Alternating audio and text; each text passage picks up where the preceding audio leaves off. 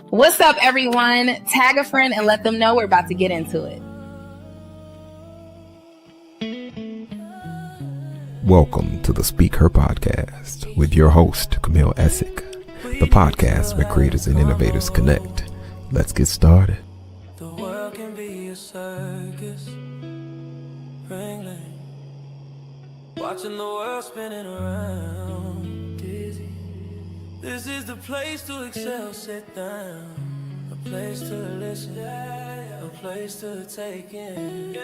You too can come on in, a place to be heard. Hi everyone, welcome back. I'm your co-host Jonathan. Camille will be here shortly. Before we begin, be sure to hit that notification bell and subscribe. Keep the SpeakHer Podcast ad-free. Scan the QR code and buy me a coffee. Your support keeps us ad-free as we continue to bring you conversations impacting the community and the culture. It's the SpeakHer Podcast. Can we be your Hi, everyone. Welcome back to the show. Please share this Derek and seals tag the a friend. message who on needs to tonight's hear this. Brian's. Hey, everybody. Welcome back. This is Camille Essick. I'm host of the SpeakHer Podcast. This is the podcast where innovators and creators connect. What I need you to do right now is hit that notification bell and subscribe. We are across all various platforms, such as iHeartRadio, Spotify, and Pandora. Last weekend, I guess we had on Adelia Johnson. She joined me as we had our 185th streaming episode. That was major. And then we've also hit another major milestone with the podcast as well. And I want to shout out a couple of cities. Shout out to the listeners. I know a lot of larger markets always get shouted out, such as like LA, DC, Chicago. But we also want to thank people listening in spaces like Florence, South Carolina, Fresno, California, Hanford, California as well. And just thank you everyone just for supporting me throughout this podcast journey. So without further ado, my brother and friend is back. He is just like the ultimate brand strategist. You may see him on social media. I love his wisdom corner, rules of Ross. You definitely need to check that out. You can even do some Throwback Thursday, and I keep trying to get on him about it, but just doing the combos and collabs, that was such a time and just great conversations. So without further ado, we want to welcome back Derek G. Ross back to the show. Hey, listen, come on, round of applause. We try to make everyone feel welcome here. So thank you, Derek, for joining me. How are you doing? I am well. I am taking it one day at a time. You know, when people ask that question, I try not to just give the general response anymore. I try to think about like, okay, how am I truly feeling? So a little bit tired, got a lot going on, but grateful, nonetheless. And so I try to stay in that space, even with a lot of things going on, try to find the gratitude in the moments and where we are. So, yeah. And before we hop into everything, how do you manage that? Because I know like with social media right now, there's a lot going on. But how are you doing in managing those spaces when you may not feel 100%? You're working through it, but how do you manage those times and spaces and chapters in your life? I mute. So I don't get on social. I already don't follow certain things. Like I don't watch the news much. Like I'll check in when I need to, but I know my capacity. And so when I get to a certain point, I'm like, all right, I gotta take a step back. I'll catch up on whatever I need to catch up on. But I've become more attuned to kind of like my mental health and how that affects me and how that makes me show up in different spaces. Right. Sometimes if I'm overwhelmed, then that overwhelm can trickle into other areas that are not deserving of my overwhelm. And so I try to take a step back and let me deal with it first and make sure that it does not filter into other places or on people who are undeserving of that angst, that stress, or just that reaction. Sometimes we can just be reactionary. And so I just take a step back. I focus on me. Been doing some journaling, doing some shadow journaling, been talking to my therapist. I have my therapist sessions. Yes, that's a must. Yeah. That is a must. But yeah, what is shadow journaling? What is that? So I got this journal at the store, but it really talks about dealing with the inner person. And so it's like a lot of prompts, and it deals with the subconscious, helps you to think more internally, inwardly around certain things, how you're feeling. And so it's like the shadow of the person. So the piece that we don't see, which is that internal piece. And so it's actually titled like a shadow journal. So I just really started it. And like the first part of it has you really doing, it's like a 5 or 6 questions, deep questions of like internal self-reflection around certain things. And so just been really making myself sit still and focus in and write instead of, nowadays we type everything, but actually the feeling of writing my thoughts out and feeling each word as I'm writing it intentionally. So yeah. I like that. I journal, and I've been journaling since I was probably 14 or 15. And like you, I know some people like to type things out, but I love the pen and paper. There's such an emotion behind it. And like you said, you do feel the words when you actually have to write them. And one of the Mhm. things I've realized in this season, and you know me offline, just going so much on top of dealing with life and other things, and just realizing, I had some depletion in some areas, Mm. and so being more intentional about scheduling social media, and of course, on this and with podcasting, I tend to keep my ear to the ground, so to say, as far as with the news and what's happening around, just because laws literally can wake up and something has changed or been Yeah. dismantled. But I found myself in the last couple months saying, not today. I'll catch up, Mhm. on a reel like Aaron Paraness. I'll catch up with him. You could 2 or 3 scrolls and you're pretty much up to date, or maybe checking with like maybe like a Joy Reid or Don Lemon.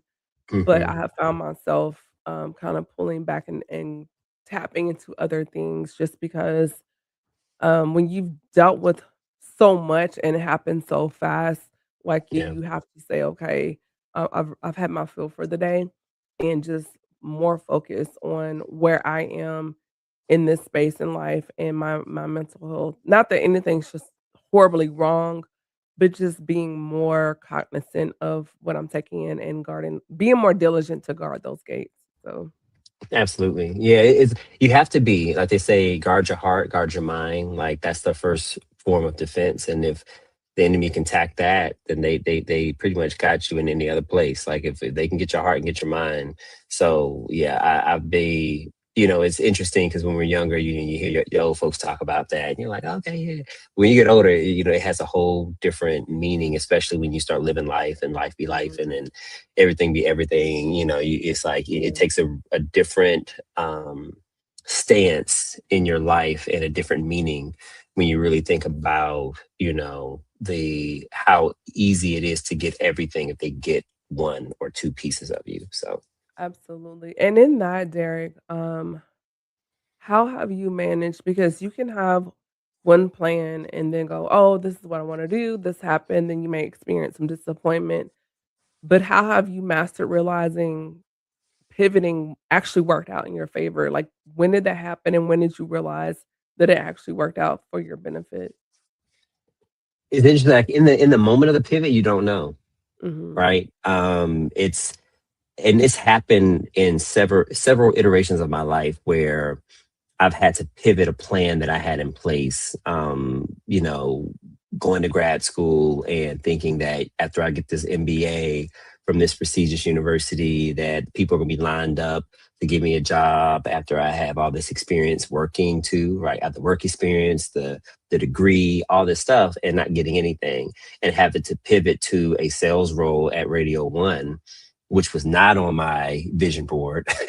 Doing sales was never on my vision board, but in the process of the pivot and in the moment of it, I learned so much about myself of that I can pretty much do anything that I'm put in, one. And then two, on the back end, I learned that even being there was giving me a blueprint or insight on what it would feel like to run my own business, even before I started my business. So, like in the moment of it, it was just like, okay, okay. But then as I was in it, trusting God and again, leaning into his understanding, like, okay, your will, not my will. I'm here for a reason. Let me take a step back. So it's that maturity that starts to really kick in, that wisdom, and you really have to release it because like I have no control. I need to have a paycheck. I got to make money. I got to pay my bills. So if I'm going to be here, what can I learn and what can I glean from this? And so for me, I've learned over the course of time just from that was like a major pivot early on in my career in life, where I took tools from that of how do I look at this differently? What do I need to learn from this? What do I need to take from this? I don't want to be here forever, so I need to learn the lesson. So let me tune into what the lesson is and take everything that I can get from it, and then take that on to my next. And while I was there, another pivot happened because I was there for a year. And people who work in radio, in your sales, you work on a commission base. But not fortunate, God shined his light on me. So for a whole year, I had a guarantee, meaning that I was salary. I didn't have to worry about commission at all. I could just work, learn, and that was never really heard of. Like, you usually get 3 months, maybe 6 months if you're good. And the director of sales gave me a year. And I was like, okay, God, there's something going on. And at the end of that year, the CIAA reached out and was like, hey, we're looking for an agency, because they were going to hire me full time. I had a whole situation that happened with my former agency, a non-compete, so I couldn't take the job internally. So I had to go to Radio 1 for a year. So that was that pivot. Job was laid out, offer, start date was there, and boom, that was taken away because of non-compete. So I had to go to Radio 1, stay there for a year. And at the end of that year, the call to say, hey, we're looking for an agency instead of somebody internally. And I had been working on my business in the process and learning that. And I had to really quickly shift from sales to now entrepreneur, and pitch, and won the RFP, won the contract. And then that was another pivot, going from a sales executive to a CEO, and running a team and an agency, right? So that was another pivot. So I've just learned to know that you are ready for whatever God puts you in, one, and two, ask for help, put the right people and right team around you, and be bold. I would rather people say I would rather ask for forgiveness later than to play small. So I played big. I tried new ideas. I tested the limits. I trusted that what I learned and what got me to this point wouldn't fail me. So I would need to lean in on that. So, yeah. That's really good. Sometimes I wonder if some people are afraid to pivot because it is the unknown, and they rather stick with what is familiar, even then Mm-hmm. they may not like it. Even in job situations, whether if you're a nonprofit, for profit, or private arena, corporate, what they call the golden handcuffs. They're paying you, what they're paying you, but it's depleting your mental health. The culture is toxic. You may be dealing with micro or macroaggressions, all these things, but you stay for the check, even though deep down you may have passions for other things, a passion for something else. And so at some point, it's like, when will you jump off the porch? You know, and not that we can always fully trust ourselves, because of course we are flawed, we're human, but Mm-hmm. trusting God with you for that pivot, and saying, God, Yeah. I'm gonna put this, in your hands. But at some point, when will we unlock those golden handcuffs and make the move, and not be locked to just what's familiar and what's comfortable? Yeah. It's, I think from my experience, I think sometimes it's the fear of what if it does work out? Mhm. Like, and what if, and if it does work out, like the responsibility and the things that come with it. I think it's easy to dream and continue to chase after it, because it's like this thing that's just right there. So I'm gonna keep chasing just enough to get close, and then I'm gonna back up, chasing back up, right? Because as long as it's there and you can see it, there's if you can control whether or not how close you get to it, and be able to control that, you control it, right? So it's comfortable. The chase, the back up, the chase, the back up, the always getting close to it, the doing just enough, but never stepping into the full light of it. And I think once you step into the full light of it, it's like, okay, how do I maintain this, right? Now it's the other elements that come along with it. And I think some people are afraid of, what if I do achieve everything that I have set out, because we're always striving to get there, but then it's a whole nother mindset and a whole nother feeling. Once you get there, it's like, I've realized it. And so when you spend so much time chasing something, and then you realize that your positioning changes, your whole mindset changes. And so now you have to change from this person of a chaser to now this person of achievement, and now growth and development and scaling, or whatever that looks like. Or what's the next chase? And that next chase may not look like a run. It may be a walk. Right? It may be something different. So it's not going to be in the same way that you got to this point. It's not going to be the same type of journey into the next point. It's going to call something different. And I think that difference in not knowing what's on the other side, or, just being so used to people saying, keep striving, keep going. You know what I'm saying? We get caught up and comfortable in the conversation and in the journey that, the destination is a destination, but it's not, if that makes sense. Like, it's a destination, but I ain't really trying to get there. I want to, but I'm kind of comfortable just in the journey and traveling and seeing, Is it like addictive? Like, we get addicted to the a launch or making that announcement and get addicted to the, oh, congratulations, but then realizing you have to keep this up. There's a commitment that comes along with this. There's an accountability that comes along with this. And so then it's the next big launch. It's the next big release. And it's cyclical. But at some point you have to stick to something. I remember starting the podcast, first of all, I didn't want to do it. I was voluntold by God. I was comfortable, playing background and doing that. And a lot of that came with not in my wheelhouse, not my skill set, a novice, new to this. And then it's like, what am I going to talk about? Who will be my guest?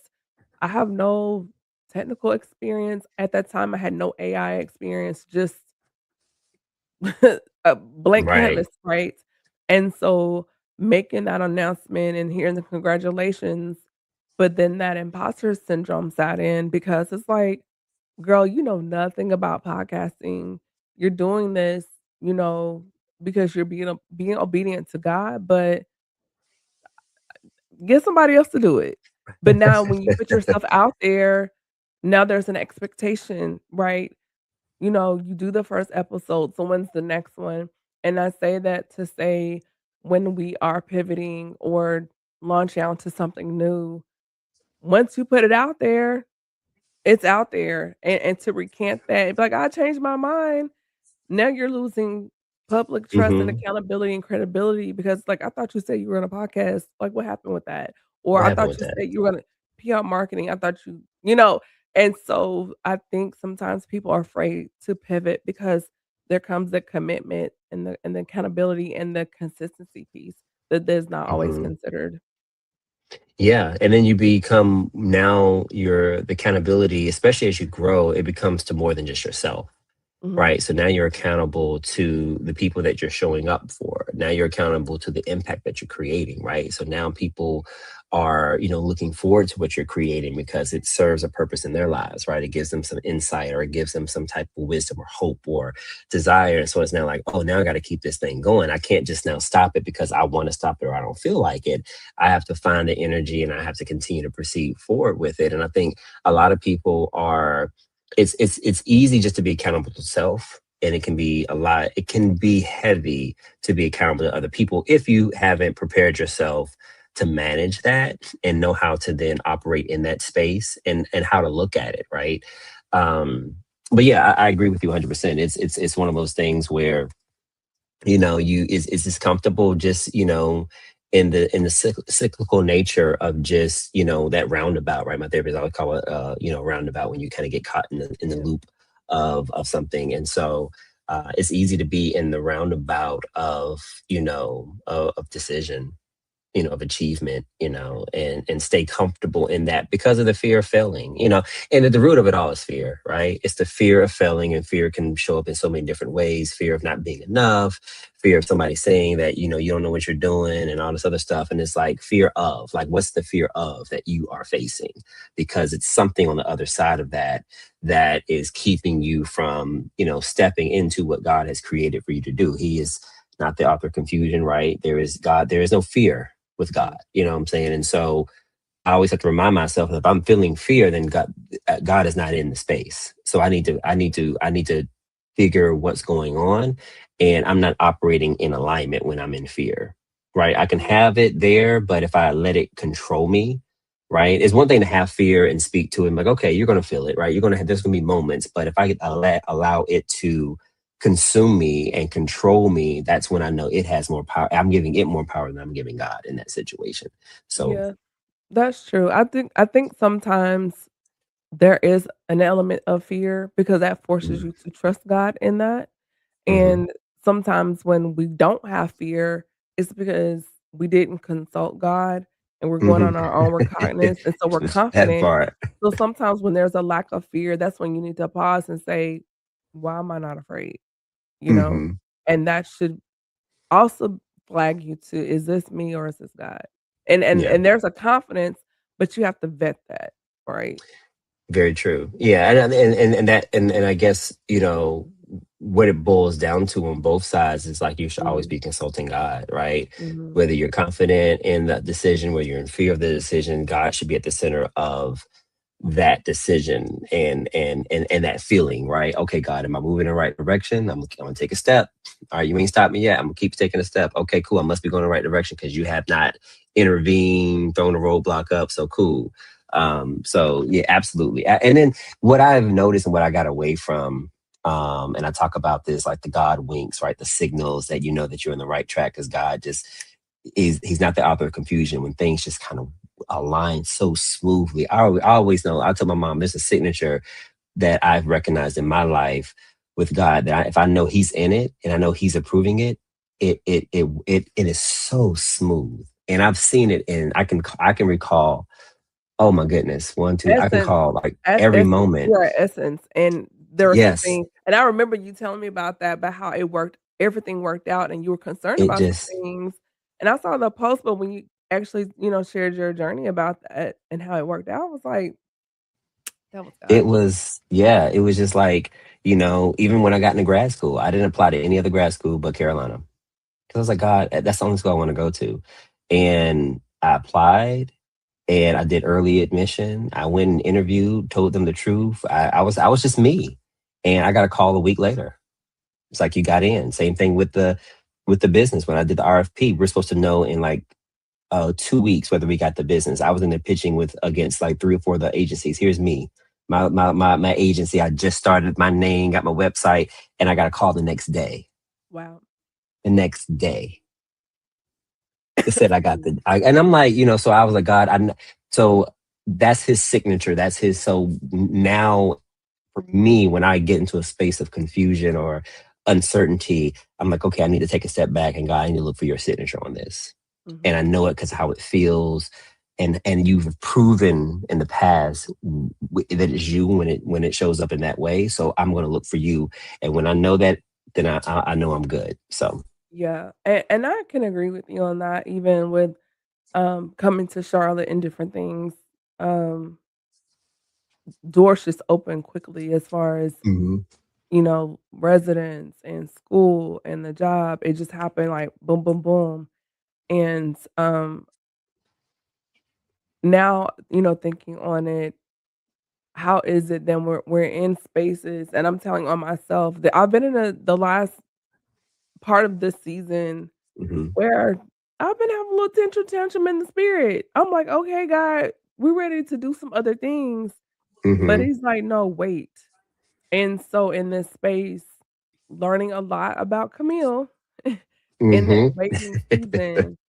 And he's like, Yeah. "Oh, you mad? You got a little attitude? Oh, she got an attitude. Look at her. Oh, Tink Tink got an Oh, that's attitude." cute. Yeah, that's cute. But then it's still like you have to get up and continue in what he asks you to do up front. And in those spaces and in those times, it's like a mirror and you begin to see, like you think like I'm good. And it's like, "No, you still have this thing right here. You still need to work Yeah. on this." And it's like, "Ugh," we in church, God, show me me." And when he does, you're like, "I don't like that part of me." Right. And it's just the reality. Whew, listen. I listen, friend. I tell you, I have been in. God has been working on me in more the personal space this Mhm. past season, and it's really been growing me to a higher level of wisdom and maturity. And for Mhm. me, that is accountability. That is honesty, truth, and authenticity. That is just all those spaces where he is calling me to be that, but like times 10, right? Across the board. And it is one of those things because sometimes it's like, I ain't got, you know what I'm saying? Like, what I gotta do that for? And it's like, no, it's that tug of war. And this season, I have really been focusing on being obedient to God and what He has been saying. That And old even word. listen, even in the tantrum of not, like, I don't want to do that. I'm like, okay, I'm gonna do it. You know what I'm saying? It's like those Yes. things. And I will say that even in the beginning stages of doing that, I have seen the blessing of obedience, right? Of opportunities come in like just like that. To Him say, hey, I got you. I'm just gonna show you a glimpse of what obedience will get you if you listen and you trust. And so that this has been that season where I am fighting self and fighting what I desire at my own will and really sitting and releasing.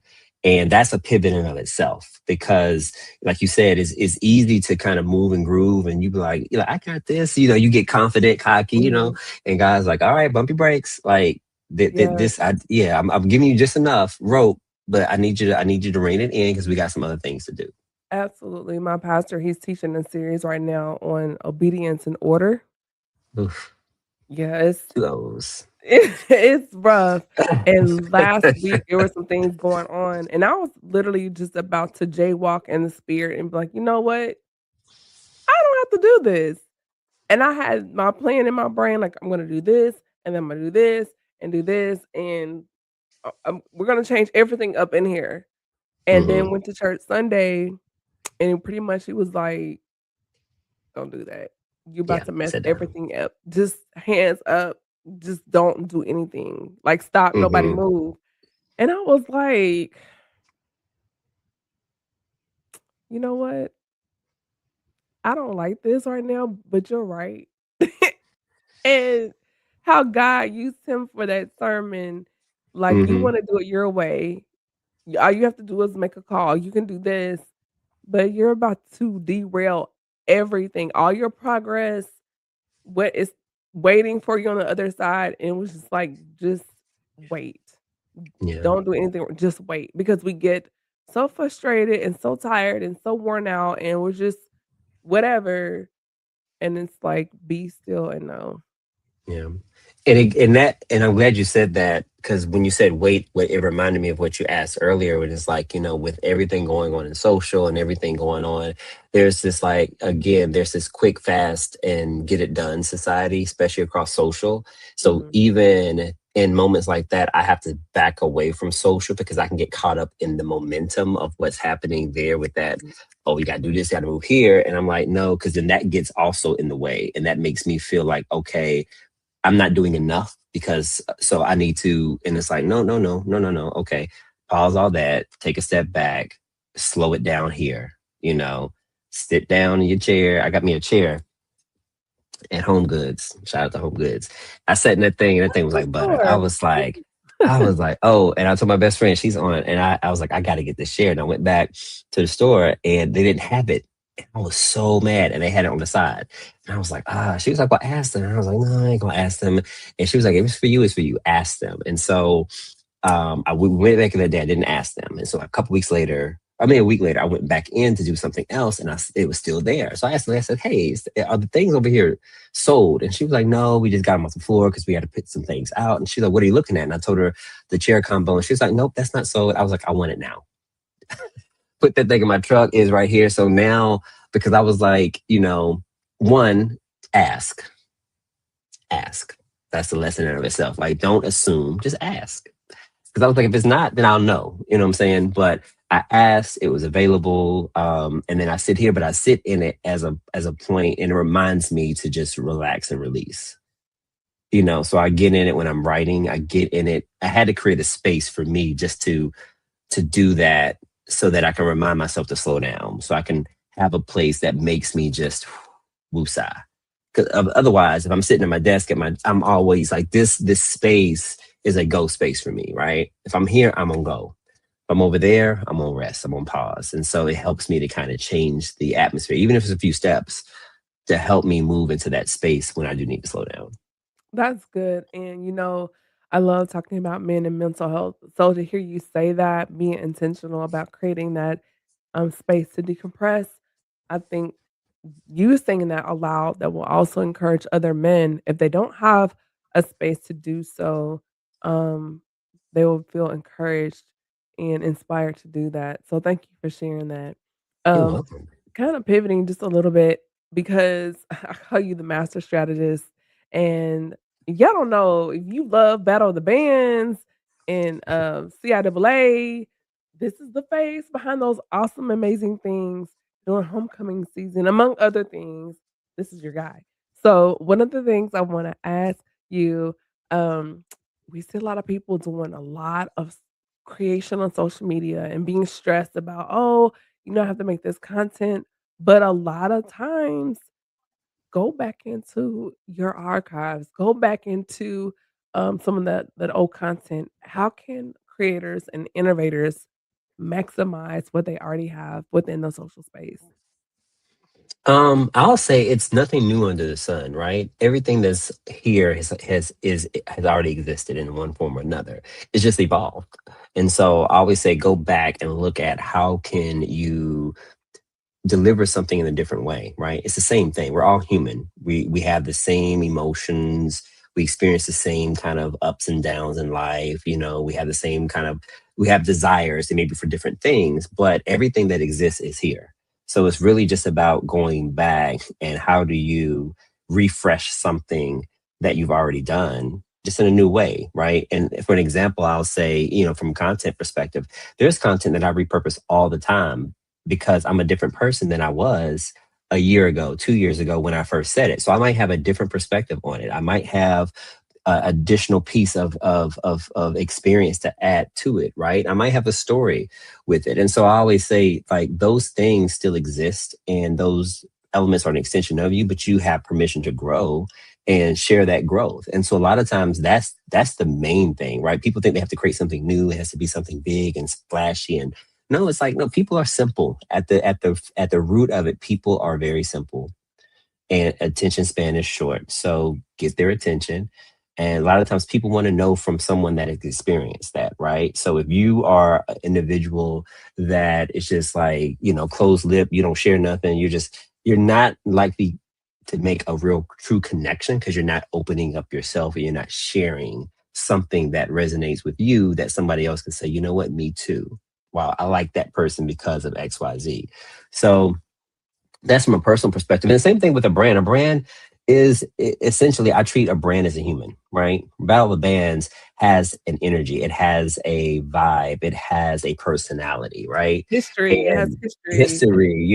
And so again, you're sharing history, you're sharing music, you're sharing culture, you're sharing, how people feel when they've gone to the Battle of the Bands and what they want to experience while they're there and what they want to take home and share and the nostalgia of their first homecoming experience when they saw the bands or, you know what I'm saying? And so all that stuff is built into the ecosystem, into the fabric of just Battle of the Bands in general, HBCU marching bands. And so you just tap into that. You tap into that and you help people to relive that nostalgia and you recreate it in real time for them, whether that is in social and taking them back to a moment when they remember and then getting them excited about creating new memories with friends and family and things like that. And so again, it's really just connecting with people on a personal level. And when you understand people, it's easy to connect with them. But the thing is, people don't want to take the time to learn or to really think more deeply about the human experience. A lot of times we think we know everything. Like, oh, I know how people, but it's like, do you even know about the generation coming behind us? Right? Do you even know about your own millennials and how we're a subset, like we're a subset of We're kind of of the like millennials. Xennials, or like a little bit of both, You know what I'm saying? Where Yeah. you're so it's like we're not even, like I say, all Black people aren't monolith, right? So Right. even in our generations, like there are so many different experiences happening even within the generation that we're a part of. And so our role in business and strategy and whatever is to understand. We're in the game of understanding people. That's Mhm. essentially what it is. And so if that is not at the forefront, it's not about selling your product or service. If you understand people, you know what to sell. and what they need it for, right? So we're in the business of understanding people and what moves people, and what connects us. And that's essentially at the baseline of it all. Absolutely. And storytelling and creating spaces for people to Mm-hmm. tell their stories and be heard. And Yes. when you mentioned history, I thought about something I saw yesterday on TikTok, because there is such a rich cultural significance behind the bands with Mm-hmm. HBCU culture. And I saw somewhere in Asia, and they had appropriated the marching style of the band, like, and I was reading the comments, and a lot of people were upset. And then there were some comments that were like, "We impact everything," and some people like, "See, we can't have anything."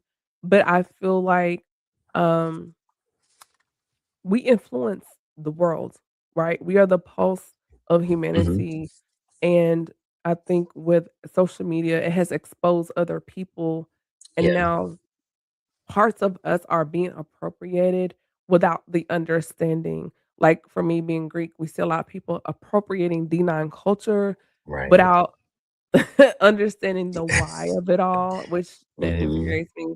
But just because you see it on social media, "Oh, I can just grab this and I can grab that and it looks cool," but really Mm-hmm. understanding the heart of, although I went to a PWI, I have love for HBCU culture because it's still a part Mm-hmm. of me, as a Black person in America, and I still have impact, I feel the impact of it, and so always will always support it Yeah. 100%.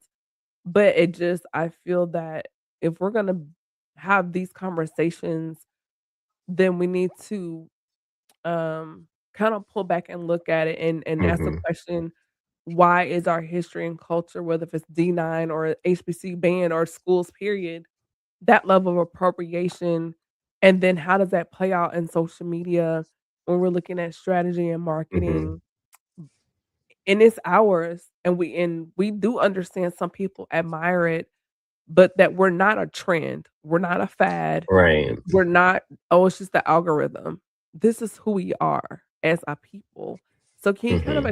expand or expound on, because you are the face behind these major events, when Mm-hmm. now we're getting into marketing and contracts and deals and corporations. I saw Mayor Andre yesterday, and he said something. He was speaking to companies and organizations there in Atlanta, and he said, if we can't call on you to address social issues, don't call on me when you need something." Mm-hmm. Yeah.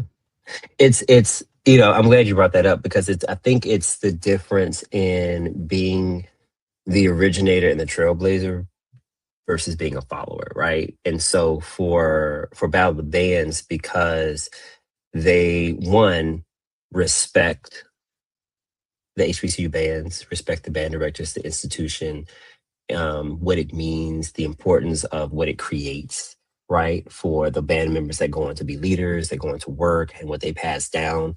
And so for the National Battle of the Bands has always been about, arts, music, arts, and education, scholarship dollars, exposure for HBCU marching bands so they can get more opportunities and more exposure to tell their history and tell their stories. And so I always say if you anchor yourself in respecting and amplifying what's true, right? Paying homage, you'll never lose, right? You'll never lose. You'll always be the ones that people respect, and you'll get so much further because if you call on certain band directors or things of that nature, they respect you because you've respected them, right? And so that's the same thing when I think about culture and how there's people that appropriate certain things. It's like appropriation is only going to get you so far. It might get you a couple likes or something here, but eventually in those comments you're gonna get it, right? Because people know.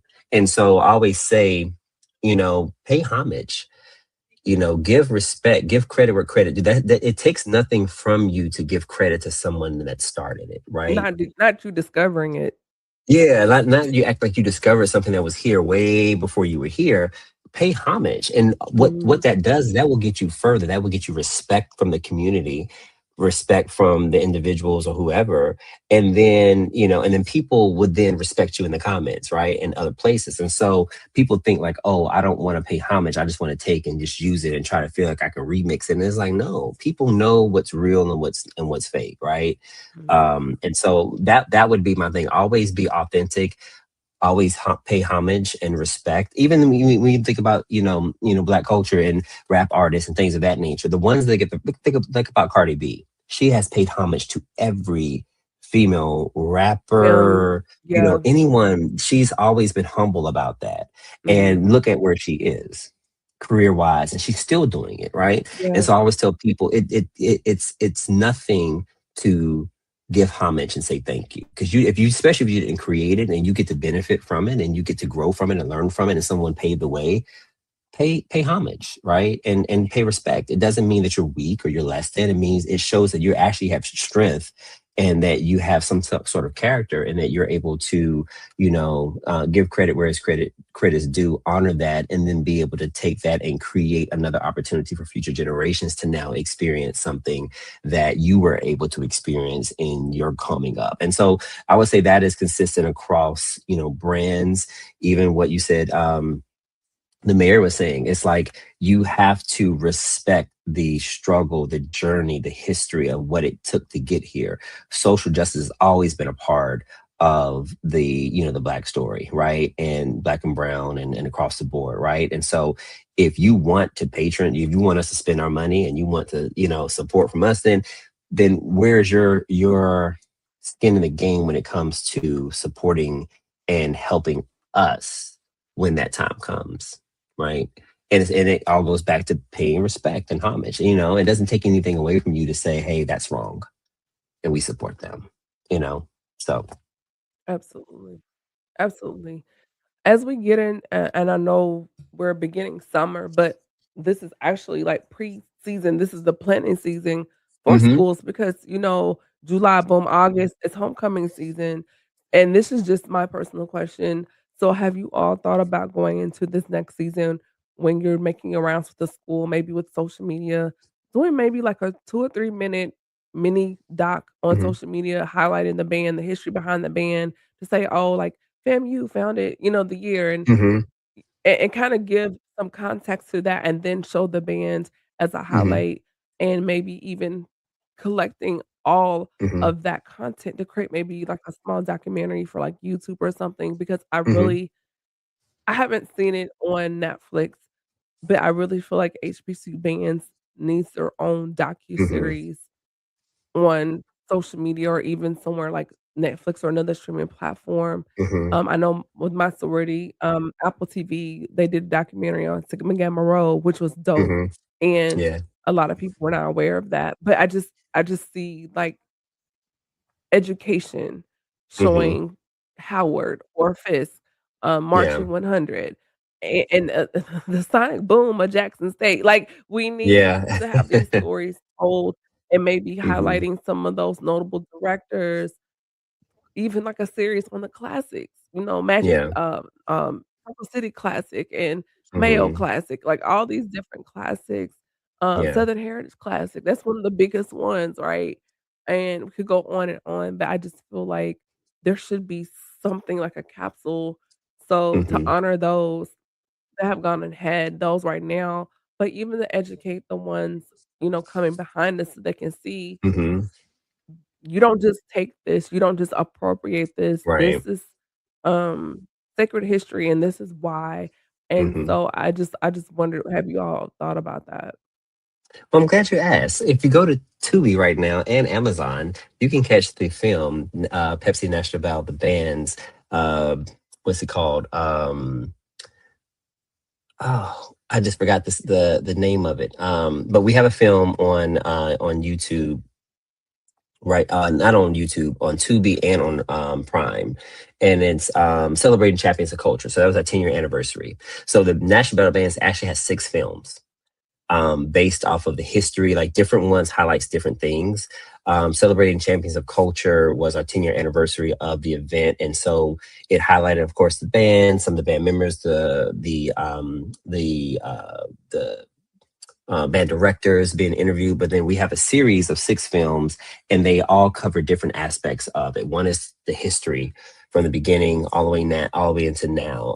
The one that is actually on HBCU Go, that we're streaming on HBCU Go, and that was out in Black History Month, was the Best of the Battles. We went back and showed like some of the top, performances from the 15 years that we've had that event, right? But if you go to National Battle Bands on YouTube, the first, I think, 3 films are on our YouTube page.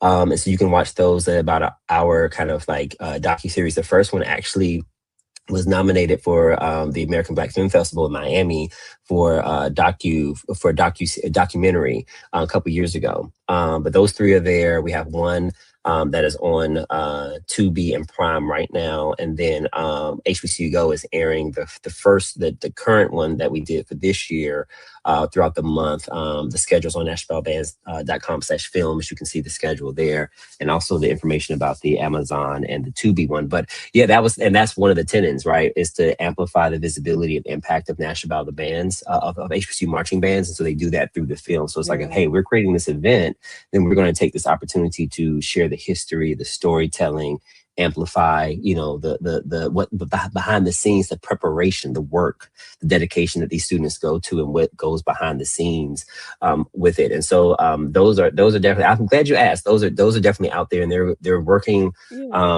to get all of them up and out. And then we try to do that each and every year. We try to film and create other content around it. But I do like, and then break pieces up from little mini micro series. But I do like the point that, and I think they already started, but to be, more specific around highlighting each, a little like history piece of each of the bands. So I think that could be something that the production team can, start to work on, and we can kind of, because we're building out the YouTube page even more to have more of that, to be a hub where you come for HBCU band history, culture, community, not just the performances, but all the other things around it as well. So Let me know, because I would love to promote that. And I think even with this weekend going into Juneteenth, that would be a great campaign to run. And also, June is Black Music Month. Music Month. So I think, yes, I think that would be a good thing to push, because I wasn't even aware that those resources were available. So I definitely would be interested in that. So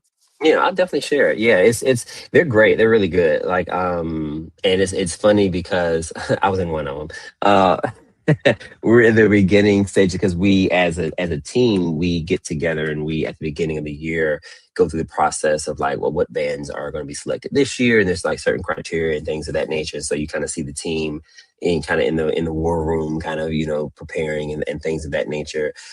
In one of the films, I think it was like the third one. I think it's called like Preparing to Battle or something for the battle. But yeah, it's definitely. I've always said this: like, if I'm going to be working hard, I always want my work to go towards something that's meaningful and impactful. I've always said that. And so for me, when I started, my company, I was like, that's going to be the tenet of it. So if I'm going to do work, it's not just to chase a dollar or a check. Yeah, you want to get paid. But for me, it's about legacy and impact and, leaving something and being proud of the work that you're putting in. Because if I'm going to sacrifice time and energy and things of that nature, I wanted to be worthwhile. I wanted to be meaningful. And I can definitely say what I've done in my career thus far has definitely been meaningful and impactful. So.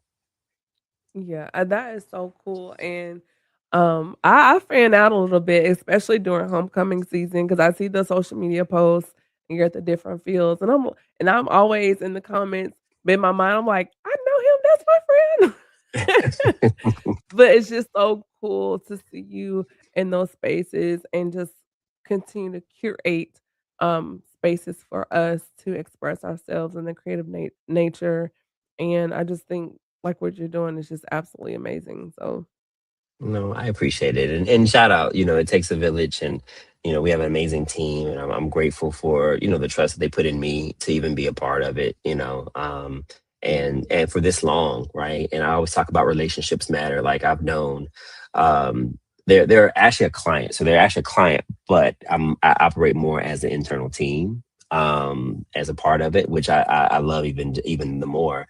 But I've known them since I started my career.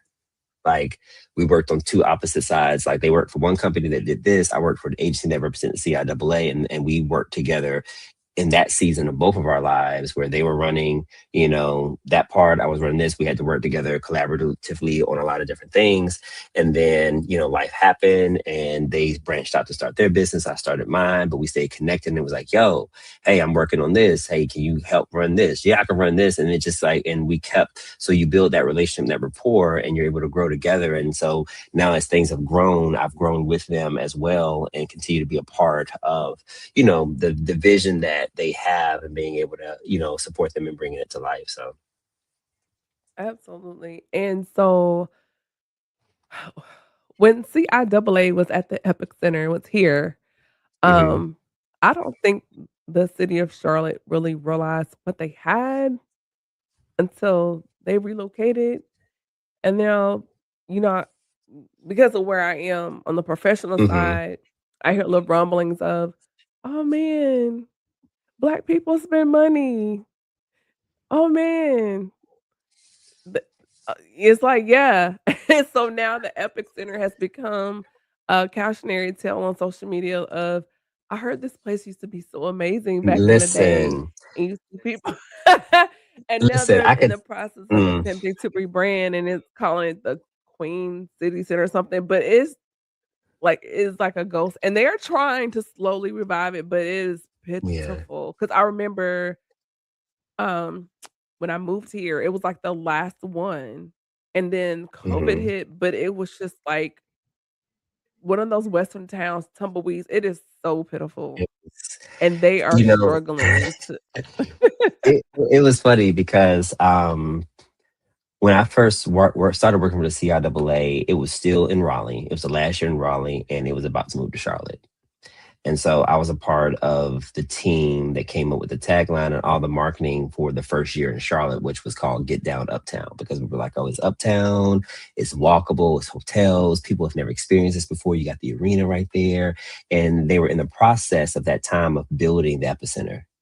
Like Epicenter wasn't done yet. They were in the process, and they were like, "Oh, when this comes, it's gonna make even better because we have restaurants, do day parties and things here." And I've been to several good day parties there, and we even hosted a party there. But it was like, but the thing about it is, and I always say this, it's like we were loud and proud about the impact that we made in Charlotte. I think at the peak, we generated like 50 million in economic impact. We were always between, like, I think when we first got to that first year, it was like 36 or something of that nature. But anyway, we were always in between the threshold of 30 up to the highest was $50 million in economic impact to the city of Charlotte for that weekend. And the number of jobs that it created and opportunities that it brought for small businesses to do business with the CIAA and things of that nature, right? We worked across every department. We used to have local organizing committee meetings where we worked across every department in the city of Charlotte because it took everybody to make this event go. So it was, I always say this, it was no secret, the impact and things of that nature. It was one of those things where you get comfortable.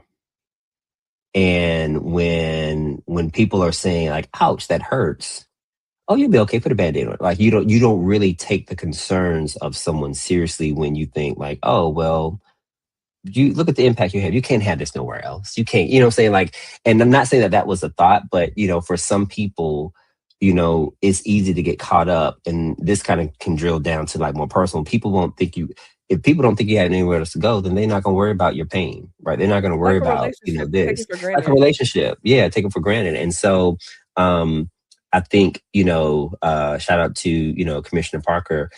She had a vision, and I know we always talked about, even like, because the city has to bid for it, like every 3 years, they have to bid for the CIAA, right? Typically every 3 years, cities can get a chance to put in a bid, and the CIAA puts out RFP. Here's what we're looking for. Here's what we need. Here's what we're trying to create. Here's where we want support at, because everything goes back to student athletes and scholarships at the end of the day. That's why the tournament exists, to amplify student athletes. The parties and everything else is just icing on the cake. But at the end of the day, the monies that are created and generated and tickets being sold all goes back to student athletes. And so that's what the commissioner is focused on. And so if the city is not creating a space and opportunity where you amplify those things, where you provide, rates that are easy for fans to come and want to buy tickets to go to. You don't take up hotel rates. You help control the hotel rates, right? You help control the footprint of what people can do within the footprint of where the games are. So you don't have unsanctioned parties making thousands and $100,000 and then doing something negative and then having a backlash from CIAA when CIAA didn't have nothing to do with it. We dealt with a The lot. scalping is real too. The scalping. So I used to have to do a lot of crisis management and we used to always, I remember used to always Saturday night after the game, so we used to always be praying, okay, next morning, please don't let there be no incident in no club or nothing like that, because the narrative was CIAA, it's like it had nothing to do with that. So we would have to go in and do damage control and say, hey, our events ended when the game ended. Anything after that is something, and we would always share like, hey, we need support getting control of these unsanctioned parties. And it never really happened per se. So Because on I the know outside Baltimore, looking in, it's just that's it's y'all. just It's also, they, yes, you know what it's I mean by us. that. You know what I mean by that. They put It's, us under yeah. the same umbrella, but Yeah. And I used to see the comments. I used to see the comments and someone like, when there would be a news report or a story, and I used to see the comments from citizens, saying something, negative about Black people and things like that. Mhm. And it's like, so, in Baltimore has done an amazing job of doing the things that CIAA needed to do to protect the footprint. So I believe within the footprint of the CIAA, if you want to have a party or something of that nature, you have to go through certain channels, and the money goes to CIAA for our scholarships, right? You have to go through. And so it's almost like, just like the NBA All-Star game or the Super Bowl, there is a footprint around. And that's what the CIAA was asking for. And so it's like, an event of that magnitude. And we used to do this chart that shows the impact of CIAA, our economic impact, and how it measured up to other major sporting events. The CIAA was always in the top 5, 6 of the major sporting events based on the numbers that we brought in, right? And so, so it's like put some respect on the name, and things like that, or you lose it. It's just like a relationship. If you don't treat the person in your life with respect and dignity and the value that they have and that they bring, then they're going to find it somewhere else. Period. Absolutely. And I know with like Mayor Lyles here, her last day is the 30th of this month. She's I retiring. heard. And but then when you have someone more from our generation, like Mayor Scott there in Baltimore, or Governor Moore, there in Baltimore, and you have D9 influence because Governor Moore is D9, and then you have Mayor Scott, right? And so I feel that Baltimore and CIAA is flourishing better because those in place, they understand the pulse of our generation. They're more in tune with what's happening in the conversation with our generation, and their ability to relate and communicate vertically and horizontally. Their style is a little different, and that's why, in Baltimore, you've seen a 60% decrease in crime in Baltimore, and for CIAA to thrive there because of the culture and those in leadership in those spaces. So those things matter. That type of representation in leadership matters, and Yes. because historically Baltimore is Chocolate City, I feel like it's in a safer hub. Not to say that money wasn't made here in Charlotte, but there's still some narratives here and tones here that may not always be um fluid verse or even welcoming and inclusive in certain spaces, and still having to kind of push through, cross some lines. Yeah, and like I say, leadership matters. Understanding and vision matters, right? You have to, Mhm. and you have to want you need a partner that is going to fight with you, not against you, Right. right?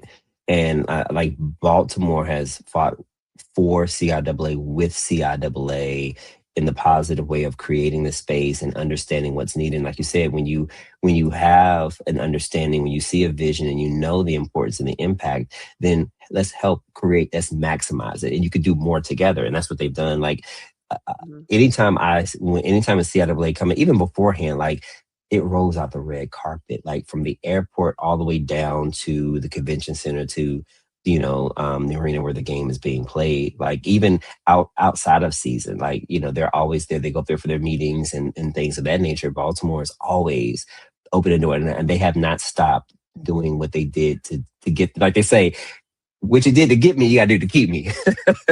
And And listen to They those people understand the when you get assignment. listen, they understand the assignment and they have not stopped doing what they did in the beginning. If not, they've amplified it and done more, right? And so that's why this past year, like when there was up for bid, right? Like Charlotte had put their bid in. I think it was down to Charlotte and Baltimore, I believe, when they went through all the bids in the cities that were trying to bid to get CIAA. And again, Baltimore won it again, And it just goes to Yeah. show like they're serious and they're committed to this relationship. And we used to always say, people are like, well, why is it going to Baltimore? Well, you got to remember CIAA's history. It's the oldest African American athletic conference in the country, right, in the world. And some of the founding members are the up north school, Howard, It's home Morgan, turf. like it's Yeah. home turf. Like, so you have a Yeah. huge alumni base, even up the East Coast. You got Lincoln, Yeah. and Lincoln is in the Howard. CIAA now, right? Howard, Yeah. and so they always, the mantra is CIAA for life. So it doesn't matter what schools are currently in the CIAA now, right? It's really about the footprint that the CIAA created from 1912 all the way up to today, right? And that becomes a part of why CIAA is so successful, because it doesn't matter what HBCU you went to, even if they weren't in the CIAA, right? CIAA for life, the culture, the community, is something for everybody to be a part of. So Love yeah. it. Just one more thing. Before we wrap up, what are your key takeaways from our conversation, and where can our listeners find you on social media? So key takeaway, I would say for me is create space and time for yourself, right? Always make sure that you are filled first, because it's easy to pour out for everybody else. And then you'll look up and then you don't have what you need for you. So make sure you create space and time for yourself and be honest with yourself, right? Like don't lie to yourself. If you're gonna lie to anybody else, if you don't lie at all, but especially don't lie to yourself. Be honest with yourself, because you are the closest and the best relationship you're going to have. So always be honest with yourself, even when it hurts, even when it's uncomfortable, and keep the right tribe around you that's going to be honest with you too, not going to be yes people, because they'll help keep you focused in and just be obedient, like we talked about, obedience and order in that regard. But life is life. I always say this, and I'll leave this: life. There's no blueprint. We're all doing life for the very first time. And so there is no blueprint on how to get it done this way or that way. We got wisdom from our elders, but it's up to us to take that wisdom, that information, and chart our course, but still, again, keep the right tribe around you. Ask questions when you need to. Don't be afraid to ask for help. And it's going to be okay. If you make a wrong step, you can make another step in the right direction, right? One wrong step in one wrong direction doesn't mean you can't make a right step in the right direction the next step. So. Absolutely. And do you have any other projects, books, events that we need to keep an eye out for? Like, what's coming up? What's going on? Orange Blossom Classic is coming up. So that's going to be in Miami Gardens, Labor Day weekend, September 6th. So South Carolina State versus FAMU. So overseeing all the marketing and branding for that. And so about to make some announcements coming up with that, but tickets are on sale. So I'll be down in Miami Gardens for that Labor Day weekend. And then we have some announcements for battle bands coming up this month, towards the end of this month, and in August. So it's some things. So 2027 is going to be popping. It's going to be popping. But excited there. And then personally, I am working on my rules of Ross, and my restarting my newsletter on LinkedIn, and then I still bought the domain and stuff for Convos and Collabs. So just want to figure out how I'm going to reintroduce that back. But I am working on putting more energy and time into things that I want to do and things that I want to bring back to life in those ways. So. Absolutely. And as far as with the Orange Blossom Classic, if there's anything that the SpeakHer Podcast can do to help promote that, let us know. I would love to get an Awesome. exclusive interview as we get closer to that for those events. I think that would be a great thing to do. And Awesome. I love supporting your projects, and a lot of my guests, we do our best to try to support. Can't be everywhere every time, there's right? only one of me. But Yeah. anything I can do on this end, like, hey, can you share this with your audience? Absolutely no problem. I appreciate it. I'll definitely share since we talked about it. They might be looking for it, so I'll definitely share. But it hits different. It's going to be a good weekend.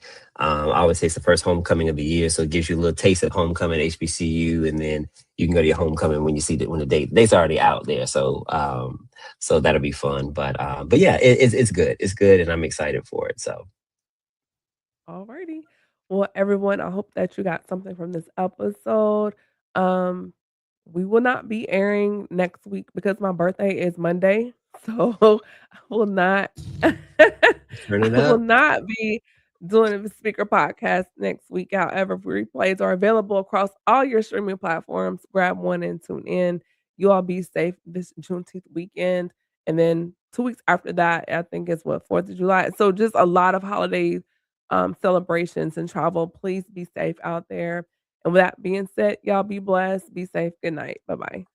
Wow, what a conversation. I hope you got something from tonight's episode. If you missed tonight's convo, wow, what a conversation. I hope you got something from tonight's episode. If you missed tonight's convo, no worries. Just catch the replay on YouTube and be sure to like, share, and subscribe.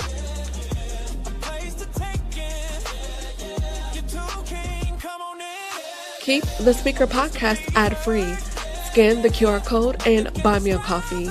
Your support keeps us ad-free as we continue to bring you conversations impacting the community and the culture.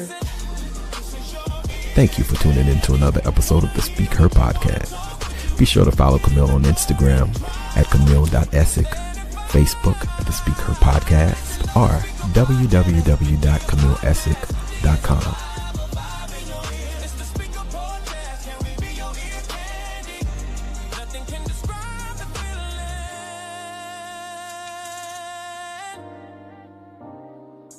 Listen, love the Speak Podcast. The feeling when you're here. There's a vibe in your ear.